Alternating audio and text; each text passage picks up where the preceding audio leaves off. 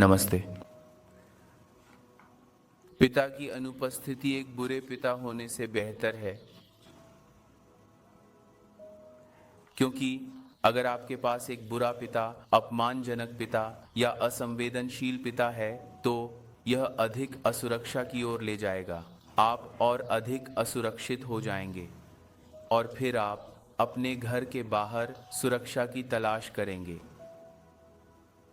और इसी तरह वे पुरुष और महिलाएं जिनके पास एक बहुत बुरा पिता था, वे जीवन में बहुत जल्दी एक रिश्ते में चले गए, क्योंकि कहीं ना कहीं मन किसी प्रकार की सुरक्षा की तलाश में है। और कई बार ये रिश्ते जिनमें वे कूदते हैं वे आपदाएं बन जाते हैं, क्योंकि आप जल्दी में होते हैं। इसलिए बुरा पिता वास्तव में एक बुरी नींव है। बुरी नींव आपको कई बुरी चीज़ों, गलत चीज़ों की ओर ले जाएगी और अंततः आप दुखों के उस दुष्चक्र में फंस जाएंगे। यही कारण है कि एक अच्छे पिता का होना अधिक महत्वपूर्ण है।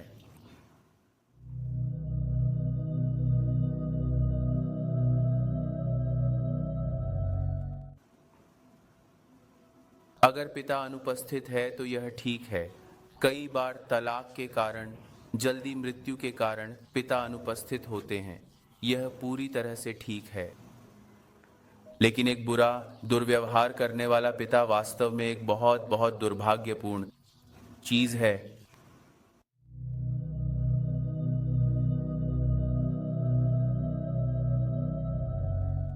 इस पॉडकास्ट में मैंने उन ज्योतिषीय संकेतों और संकेतों के बारे में चर्चा की है जो एक बुरे पिता को दर्शाते हैं। साथ ही मैंने कुछ स्थानों को साझा किया है जो पिता की अनुपस्थिति को दर्शाते हैं। तो चलिए शुरू करते हैं।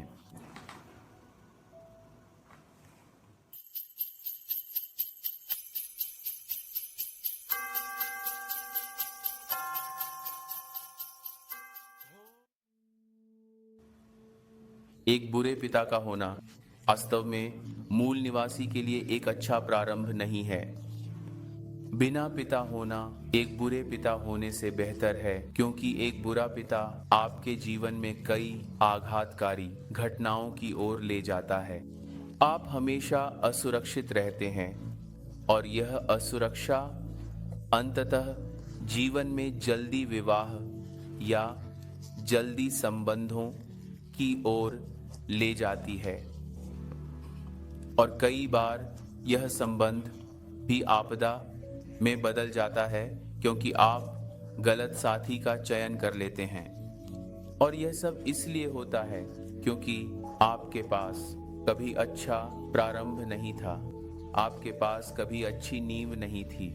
पिता जीवन की बहुत नींव होते हैं, और जब पिता बुरा साबित होता है तो यह आपके जीवन की समग्र गुणवत्ता पर एक बहुत गहरा प्रभाव छोड़ता है। एक बुरा पिता असल में व्यक्ति में एक मजबूत पितृ दोष है। पितृ का मतलब है आपके पूर्वज और दोष का मतलब है जो समस्याएं पैदा कर सकता है। तो सीधे शब्दों में पितृ दोष का मतलब है कि आपके पूर्वज आपके जीवन में समस्याएं पैदा कर सकते हैं। और पहली समस्या जो आप सामना कर सकते हैं वह है एक बुरा पिता या एक दुर्भाग्यशाली पिता जो जीवन में कई असफलताओं का सामना करता है, या पिता जल्दी मर जाता है और आप अकेले रह जाते हैं और आप उसे बहुत याद करते हैं। आप अपने जीवन में उसकी अनुपस्थिति को महसूस कर सकते हैं। पूर्वजों और सभी पिता के प्रतीकों पर शनि का शासन होता है। दिलचस्प बात यह है कि काल पुरुष कुंडली में दवा घर भी शनि के राशि मकर द्वारा शासित होता है। तो तब भी शनि राहु या केतु से प्रभावित होता है। पिता के साथ संबंध अच्छे नहीं होते, या पिता जल्दी मर जाते हैं, या पिता के जीवन में बहुत दुख होता है। आपकी माँ का परिवार आपके पिता का विस्तारित परिवार है, इसलिए पांचवां घर आपकी माँ के परिवार को दर्शाता है।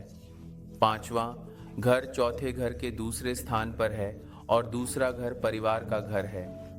पुत्र पांचवें घर का स्वाभाविक शासक है और इसलिए पुत्र भी आपके पिता का न्याय करने में महत्वपूर्ण भूमिका निभाता है। पहला, शिक्षक आपके पिता होते हैं। उनके माध्यम से आप जीवन के तरीके सीखते हैं। जब भी ज्ञान देने वाला सामने आता है, गुरु कूद पड़ता है और इसीलिए गुरु भी पिता का संकेत देता है। तो अब हमारे पास 9वां घर, 10वां घर, शनि, सूर्य और गुरु हैं, जो पिता और उनकी प्रकृति, उनके समग्र चरित्र और आपके पिता के साथ आपके संबंध के बारे में सब कुछ दर्शाते हैं। हमेशा याद रखें, कई घरों और ग्रहों का संयोजन आपके जीवन के किसी विशेष मामले या विषय को दर्शाता है। ज्योतिष कभी एक आयामी नहीं होता, क्योंकि जीवन कभी एक आयामी नहीं होता। जीवन बहुआयामी है और इसलिए कई घर और ग्रह एक साथ मिलकर किसी विशेष घटना, किसी विशेष स्थिति या आपके जीवन में किसी विशेष व्यक्ति को दर्शाते हैं। अब मैं जल्दी से उन ज्योतिषीय संकेतों का उल्लेख करूंगा जो एक कठिन पिता या आपके जीवन में अनुपस्थित पिता को दर्शाते हैं। जब सूर्य आपके चार्ट में 8वें या 12वें घर में शनि के साथ युति करता है, जब शनि आपके चार्ट में 6वें, 8वें, 12वें घर में राहु के साथ युति करता है, जब शनि सूर्य की युति होती है और 10वें और 9वें घर का स्वामी वक्री होता है या दुष्ट ग्रहों के साथ जुड़ा होता है, जब शनि केतु की युति होती है और 9वें, 10वें घर या उसके स्वामी को पीड़ित किया जाता है और चार्ट में सूर्य भी पीड़ित होता है, जब वे घर का स्वामी प्रभावित होता है और गुरु या शनि, राहु या केतु के साथ होते हैं। गुरु राहु की युति पिता के साथ समस्याओं का एक स्पष्ट संकेत है या पिता एक अच्छे चरित्र के व्यक्ति नहीं है। 10वें घर में शनि राहु की युति के साथ केतु या 10वें घर में मंगल पिता की जल्दी मृत्यु या जीवन के प्रमुख घटनाओं के दौरान पिता की अनुपस्थिति दर्शाती है। सूर्य केतु की युति और 10वें घर के स्वामी के साथ राहु की युति क्रूर या तीक्ष्ण नक्षत्र में पिता की जल्दी मृत्यु या पिता के साथ समस्याओं का कारण बन सकती है। पूर्व फाल्गुनी, पूर्व श्रवण, पूर्व भाद्रपद, भरणी, मघा को क्रूर नक्षत्रों के रूप में संबोधित किया जाता है, जबकि मूल, ज्येष्ठा, आर्द्रा, आश्लेषा तीक्ष्ण नक्षत्र हैं। क्रूर, निर्दयी और तीक्ष्ण, तीव्र। जब भी सूर्य, शनि और गुरु इन क्रूर या तीक्ष्ण नक्षत्रों में और 10वें और 9वें घर के स्वामी पर दुष्ट ग्रहों का प्रभाव होता है, तो पिता समस्याग्रस्त होते हैं और पिता के साथ संबंध हमेशा तनावपूर्ण रहते हैं। सबसे चौंकाने वाला संकेत सूर्य और शनि का सही युति है, जिसमें एक प्रतिगामी गुरु होता है जो 10वें या 9वें घर का स्वामी होता है। ऐसे परिदृश्य में जातक अपने पिता से नहीं मिल पाता।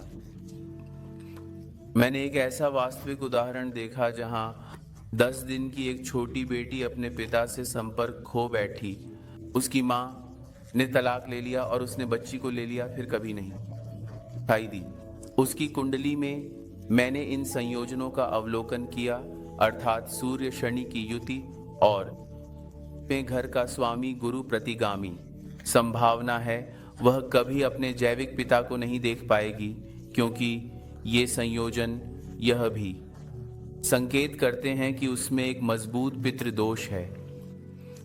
इस विशाल मानव संसार में हजारों ऐसे वास्तविक परिदृश्य हैं जहां जातक ने कभी अपने पिता को नहीं देखा और संभावना है वे कभी अपने पिता को नहीं देख पाएंगे, क्योंकि जब पितृदोष मजबूत होता है तो पिता से मिलना लगभग असंभव होता है।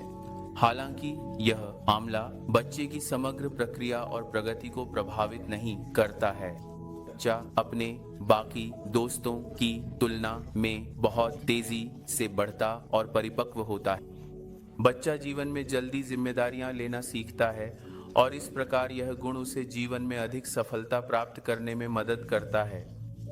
हालांकि पितृ दोष लगातार उसके जीवन में कई चुनौतियां लाता है। जातक जीवन में स्थिरता पाने के लिए संघर्ष करता है। करियर हमेशा उसके मन में रहता है, लेकिन करियर या उसके पेशे के मामलों में भी वह लगातार बहुत उतार चढ़ाव का सामना करता है। ऐसा लगता है जैसे जीवन ईसीजी की तरह है, कभी उच्च चरण में और कभी सबसे निचले चरण में। और गरीब जातक कभी नहीं समझता कि ये सब हो रहा है, क्योंकि उसे अपने पूर्वजों को शांत करना था ताकि जीवन में स्थिरता, शांति और समृद्धि प्राप्त कर सके। अपने पूर्वजों को कैसे शांत करें? बहुत से लोग सोचते हैं कि कुछ श्राद्ध अनुष्ठान करने से आप अपने पूर्वजों को शांत कर सकते हैं। यह आधा सच है। पूर्ण सत्य यह है कि श्राद्ध अनुष्ठान करने के साथ साथ वार्षिक श्राद्ध विधि के साथ आपको रोजाना कौवों को दही और चावल भी खिलाना चाहिए। आपको एक गाय भी एक ब्राह्मण या एक गरीब किसान को दान करनी चाहिए जो उस गाय का अच्छे से ख्याल रख सके। इसी तरह आपको हर गुरुवार को विष्णु सहस्त्र नाम का पाठ करना चाहिए या विष्णु पुराण का पाठ करना चाहिए। साथ ही आपको हमेशा बुजुर्गों या वृद्धाश्रमों को भोजन दान करना चाहिए। और अंत में आपको अपने पिता के परिवार कुलदेव और कुलदेव की पूजा करनी चाहिए। आप सभी को समझना चाहिए कि एक बुरे पिता और एक पिता के बीच जो किसी मजबूर स्थिति के कारण अनुपस्थित रहता है, एक अंतर है। बुरा पिता आपकी समग्र विकास को बहुत नुकसान पहुंचाता है, जबकि एक अनुपस्थित पिता आपको उन कई सुंदर सीखों और अनुभवों से दूर रख सकता है जो आम तौर पर एक बच्चे को तब मिलते हैं जब उसका पिता उसके जीवन में उपस्थित होता है। हालांकि दोनों ही मामलों में बच्चा पिता से खुशी से वंचित होता है, या तो पिता बुरा और जिद्दी होता है या पिता कानूनी तलाक या अपने जीवन की कुछ मजबूर परिस्थितियों के कारण पूरी तरह से अनुपस्थित होता है। ज्योतिषीय संयोजन जो मैंने आपके साथ साझा किए मुख्य रूप से पिता के प्यार की अनुपस्थिति को दर्शाते हैं। हालांकि यदि चार्ट 9वीं 10वीं घर के संबंध में बहुत खराब है तो जातक अपने पिता के हाथों पीड़ित होता है। उसका पिता बहुत अपमानजनक प्रभुत्वशाली है, उसका चरित्र भी बहुत सस्ता है। जैसा कि आप सभी जानते हैं, कई युवा बेटियों का उनके जैविक पिता द्वारा यौन शोषण किया गया है कभी न कभी। मैं उन ज्योतिषीय संकेतों और संकेतों पर बात करने जा रहा हूं जो बाल शोषण को दर्शाते हैं। बाल शोषण एक बहुत ही संवेदनशील विषय है। संभव है कि आप में से कुछ इस विषय के कई आयामों को सुनने में असमर्थ हों। हालांकि मेरी साझा करना हमेशा उन चयनित लोगों के लिए होता है जिनकी समझ की एक निश्चित गहराई होती है और जो गरुड़ हैं, कबूतर नहीं। कभी कभी गुरु की कृपा से एक बुरा पिता भी एक अच्छे पिता में बदल जाता है। ऐसा ही एक पिता था और वह एक बड़ा चोर था। एक दिन भगवान महावीर अपने शहर में आए और पिता बहुत डर गया। उसने अपने बेटे को बुलाया और कहा, सुनो बेटे, तुम सब कुछ करने के लिए स्वतंत्र हो, लेकिन उस आदमी महावीर के पास मत जाना। मैं एक मास्टर चोर हूं, लेकिन मैं भी उससे दूर रहता हूं क्योंकि वह आदमी खतरनाक है। उसके चारों ओर कुछ जादुई है और एक बार जब आप इसमें फंस जाते हैं तो बाहर निकलने का कोई रास्ता नहीं होता। तो याद रखना, हर जगह जाओ, लेकिन उसके परिसर से दूर रहो जहां महावीर ठहरे हुए हैं। बेटा बहुत आज्ञाकारी था। उसने कई दिनों तक महावीर के परिसर से दूर रहा। प्रलोभन स्वाभाविक था। यहाँ एक ऐसा आदमी है जिससे उसके पिता बहुत डरते हैं कि उसके करीब होना भी खतरनाक लगता है, से परखना उचित है। तो एक दिन वह परिसर के थोड़ा करीब गया। महावीर जहाँ अपने शिष्यों के साथ ठहरे हुए थे, उस बाग के अंदर नहीं बल्कि बाग के बाहर, और उसने केवल एक वाक्य सुना। महावीर कह रहे थे कि स्वर्ग में देवदूत और देवदूताएं बहुत सुंदर हैं, लेकिन एक बात गलत है, उनके पैर विपरीत दिशा में हैं। देवदूत एक दिशा में जा रहे हैं, लेकिन उनके पैर विपरीत दिशा में जा रहे हैं। यही सब था जो इस लड़के ने सुना, और वह डरता था कि उसके पिता को पता चल सकता है, इसलिए लड़का भाग गया। लेकिन उसने सोचा कि वहां कोई खतरा नहीं था, और महावीर बस एक काल्पनिक कहानी सुना रहे थे। लेकिन उसी रात वह और उसके पिता एक ही कमरे में थे। उसके पिता दोनों चोरी करते हुए पकड़े गए। पिता से कोई जानकारी प्राप्त करना असंभव था, इसलिए राजा ने कहा, पिता की चिंता मत करो, बेटे पर ध्यान केंद्रित करो। यह संभावना है कि हम सभी आवश्यक जानकारी प्राप्त कर सकें। और इसीलिए राजा के लोगों ने एक रणनीति बनाई। रणनीति यह थी कि लड़के को नशीले पदार्थ दिए गए, तो वह घंटों तक सोता रहा, पूरी तरह से बेहोश। उसे महल के सबसे सुंदर कमरे में ले जाया गया, और सभी सुंदर लड़कियां उसकी सेवा कर रही थीं, खाने और पेय लाकर। जब वह होश में आया तो उसने सोचा, हे भगवान, मैं मर गया हूं, मैं स्वर्ग में हूं। यह वही स्वर्ग है जिसका वर्णन महावीर ने किया था, और लड़कियां वास्तव में सुंदर हैं, सब कुछ शानदार है। लेकिन फिर उसने उनके पैरों की ओर देखा, और तुरंत उसे समझ में आ गया कि कुछ साजिश है। यह स्वर्ग नहीं है, क्योंकि उनके पैर हमारे पैरों की तरह ही हैं। महिला ने हर संभव तरीके से उसे मनाने की कोशिश की, तुम मर चुके हो और तुम स्वर्ग में हो। और वे कह रहे थे, यह तो बस स्वागत है। स्थायी स्वर्ग में प्रवेश करने से पहले आपको अपने जीवन के बारे में सब कुछ बताना होगा। यह नियम है, सब कुछ लिखा और रिकॉर्ड किया जाएगा, और फिर आप स्थायी स्वर्ग में प्रवेश करेंगे। वे चाहते थे कि वह अपने पिता द्वारा किए गए सभी पापों को स्वीकार करे, सभी चोरी, हत्या और वे चीजें जिनके लिए उन्हें कभी पकड़ा नहीं गया। लेकिन अब वह बस मुस्कुराएगा। उसने कहा, इसे भूल जाओ। मैंने महावीर से स्वयं सुना है, आपके पैरों ने मुझे यह संकेत दिया है कि यह राजा का महल है, और यह एक रणनीति है। अपने राजा से कहो कि वह किसी और को बेवकूफ बनाने की कोशिश करे। मैं महावीर का शिष्य हूँ। उन्होंने कहा, अजीब, आप महावीर के शिष्य कब बने? उसने कहा, बस गुजरते हुए मैंने एक वाक्य सुना, और वही वाक्य आज मुझे बचा लिया। और क्योंकि कोई सबूत नहीं था, अंततः उन्हें रिहा करना पड़ा। और एक बार जब उन्हें रिहा किया गया तो बेटे ने अपने पिता से कहा, मैं आपकी बात सुनने वाला नहीं हूं। अगर मैंने आपकी अवज्ञा नहीं की होती और महावीर की बात नहीं मानी होती, तो हम दोनों फांसी पर लटक रहे होते। बस एक वाक्य, और वह भी एक कहानी का छोटा हिस्सा मुझे बचा लिया है। मैं महावीर के पास जा रहा हूं। उसकी जादू ने मुझे पकड़ लिया है।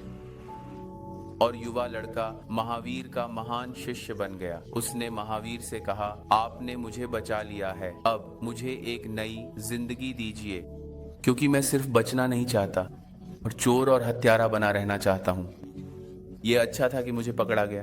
एक विघटन हुआ है। आप मेरी जिंदगी को फिर से शुरू करें, मुझे एक बच्चे के रूप में स्वीकार करें। और लड़के के पीछे उसका बुरा पिता आया, और अब पिता भी रो रहा था। उसकी चीख इतनी तेज थी कि उसने महावीर और उनके शिष्यों का दिल हिला दिया। उसने कहा, गुरु, मैं एक पापी हूँ, मैं एक बहुत बुरा पिता हूँ, लेकिन फिर भी अगर आप मुझे स्वीकार कर सकें तो मैं अपने तरीके बदल दूंगा। मैं आपके शब्दों का पालन करूंगा।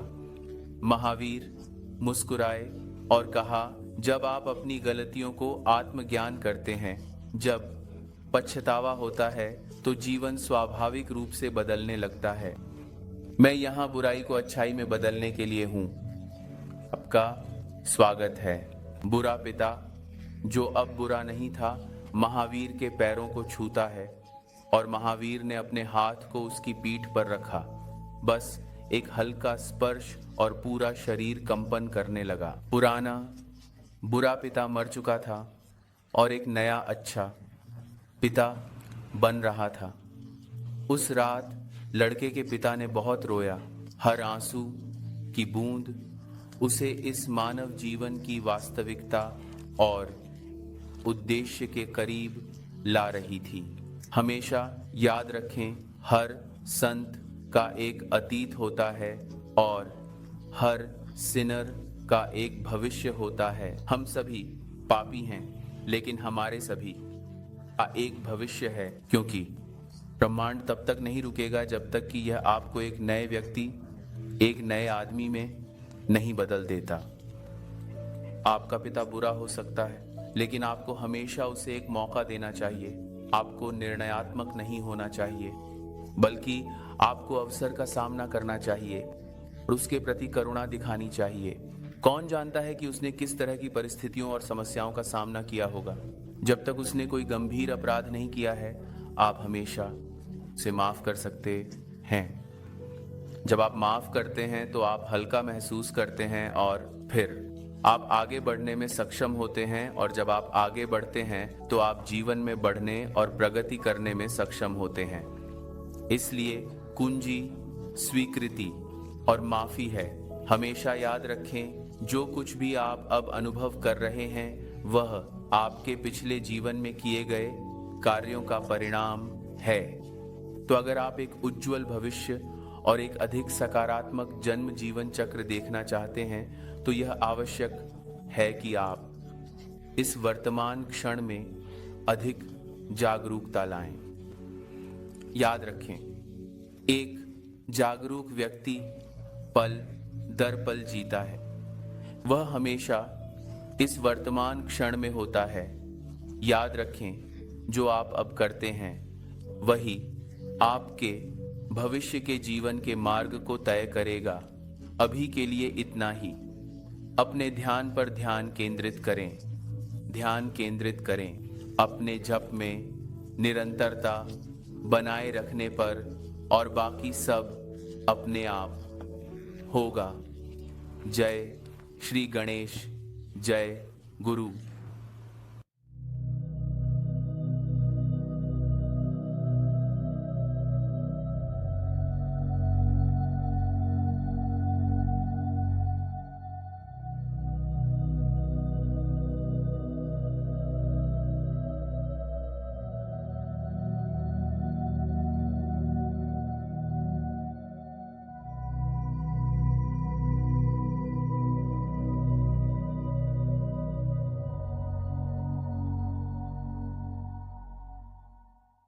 ओम गम वेरापति नमः।